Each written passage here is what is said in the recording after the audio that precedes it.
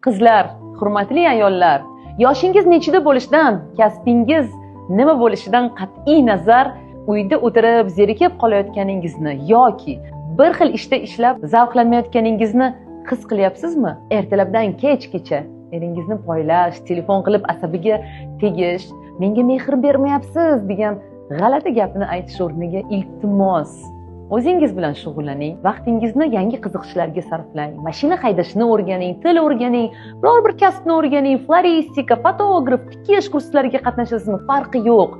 O'zingizni ovuntirishni o'rganing, iltimos. Bechora va jabrdiyda bo'lib, bolamga falon narsa olib berish orzuyim deb Instagramda vaqt yo'qotgandan ko'ra, o'sha vaqtni o'zingiz uchun foydali narsaga sarflang. Soting, biror bir qimmatbaho narsangizni puliga ilm, hunar, kasb o'rganing. Bepul narsani kutmasdan, tekin kurslar haqida o'ylamasdan, o'zingizga shunchaki investitsiya qilishni boshlang. Bu dunyoda faqat o'zingiz va o'z kuchingizga suyanishni o'rganmas ekansiz, bir umr birovdan nimadir kutib yashab o'tib ketasiz. Foydali bo'ling.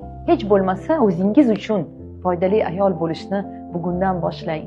Qanchalik achchiq bo'lmasin, qanchalik qiyin bo'lmasin, mana shu haqiqatni tushuning. Bekorchi va zararkunanda bo'lish uchun tug'ilmaganmiz axir. Ber deb emas, men eplayman degan pozitsiya bilan yashashni boshlang. Eplaysiz, hali ko'rasiz, meni aytdi deysiz. Ishoning, agar nafratlanib ketmasangiz.